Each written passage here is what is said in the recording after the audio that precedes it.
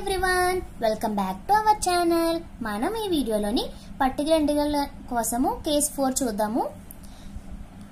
చూడండి, మనకి ఏంటి క్యూ ఆఫ్ ఎక్స్ అనేది ఈ ఫార్మాట్ లో ఉంటే మనకి పర్టికులర్ ఇంటిగ్రల్ ఏమవుతుంది, ఇలా అవుతుంది. Next D is equals to D plus A అనేది మనం సబ్స్టిట్యూట్ చేసుకోవాలి. ఒక ప్రాబ్లం అయితే చూద్దాం. ఇది ఉంది కదా, మనకి ఫస్ట్ ఏంటి సాల్వ్ అన్నారు కాబట్టి ఫస్ట్ మనం కాంప్లిమెంటరీ ఫంక్షన్ ని ఫైండ్ చేయాలి, పర్టికులర్ ఇంటిగ్రల్ ని కూడా మనం ఫైండ్ చేయాలి. సో మనం ఫస్ట్ కాంప్లిమెంటరీ ఫంక్షన్ ఫైండ్ చేయాలి అంటే ఆక్సిలరీ ఈక్వేషన్ రాసుకున్నాం. ఇక్కడ మన క్యూబుల్లో ఉంది కాబట్టి మనం సింథటిక్ డివిజన్ ని యూజ్ చేసాము. యూజ్ చేసిన తర్వాత మనకి రూట్స్ అనేవి ఉన్నాయి. ఈ రూట్స్ అనేవి రియల్ అండ్ డిఫరెంట్ కాబట్టి మనకి కాంప్లిమెంటరీ ఫంక్షన్ అనేది ఎలా వచ్చింది. ఇప్పుడు మనకి పర్టికులర్ ఇంటిగ్రల్ అనేది ఎలా వస్తుందో చూద్దాం. ఇది ఈ ఫామ్ లో ఉంటుంది. క్యూ ఆఫ్ ఎక్స్ అనేది ఏంటి, e power X cos 2x. Okay, e power X ఉంది, తర్వాత వేరొక ఫంక్షన్ అనమాట. ఇలా ఉన్నప్పుడు మనం ఏం చేస్తాము అంటే e పవర్ ఎక్స్ అనేది ముందు తీసుకోవాలి. తీసుకున్న తర్వాత 1/f ఆఫ్ t ప్లస్ ఏ అనమాట.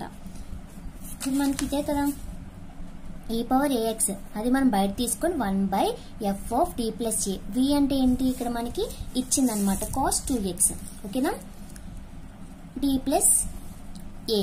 ఏ అంటే ఏంటి, మనకి ఇక్కడ ఎక్స్ కోఎఫిషియంట్ అనమాట. ఎక్స్ కోఎఫిషియంట్ ఏంటి మనకి 1.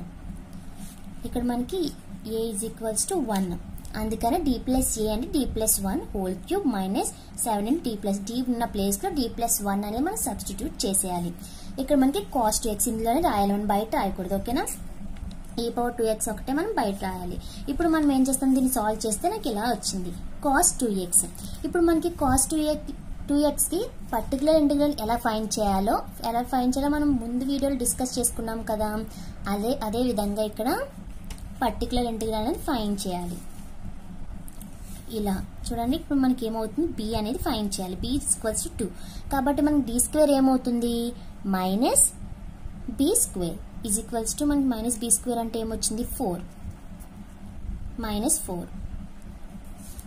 ఓకే, ఇప్పుడు మనకి yp is equals to e power x ఇది ఇలాగే ఉంచుకున్నాము. d స్క్వేర్ ప్లేస్ లో మైనస్ 4d వేయాలి. Minus 4d minus 4 into minus 4 plus 3d. Okay, మనకి సాల్వ్ చేస్తే మనకి ఏమొచ్చింది, మైనస్ t ప్లస్ 16. న్యూమరేటర్ ని డినోమినేటర్ కూడా మైనస్ t మైనస్ 16 తో మనం మల్టిప్లై చేస్తే ఇలా వచ్చింది. మైనస్ t ఇక్కడ మైనస్ 16 అనమాట. ఇలా వచ్చింది కదా. d square minus 256 cos 2x. మనకి ఏమవుతుంది అంటే put d square is equals to minus 4. D square అంటే మనకి మైనస్ 4 అని తెలుసు కదా. మనకి డి స్క్వేర్ ప్లస్ లో మైనస్ 4 సబ్స్టిట్యూట్ చేసుకుంటే మనకి ఏమైంది, minus 4 minus 256. Okay, minus t minus 16. మనకి ఏమైంది, మైనస్ అనేది కామన్ తీసుకుంటే మైనస్ కి క్యాన్సిల్ అయిపోయింది. క్యాన్సిల్ అయిపోయిన తర్వాత e power X by 260 d plus 16 cos 2x. e power X by 260. ఇక్కడ మనం ఏం చేయాలి అంటే d అనేది డిఫరెన్షియేట్ చేయాలి. కాస్ 2x ని డిఫరెన్షియేట్ చేస్తే మనకి ఏమవుతుంది, minus 2 sine 2x plus 16 cos 2x. ఇక్కడ మనకి d ఏం లేవు, డిఫరెన్షియేట్ ఏం చేయకూడదు ఎందుకంటే ఇక్కడ d లేదు. ఇక్కడ మనకి ఓన్లీ ఇది మాత్రమే డిఫరెన్షియేట్ చేయాలి. ఓకేనా, దీంతో ఎండ్ చేసినప్పుడు ఏం డిఫరెన్షియేట్ చేయకూడదు. e power x 260 into 16 cos 2x minus 2 sine 2x అనమాట.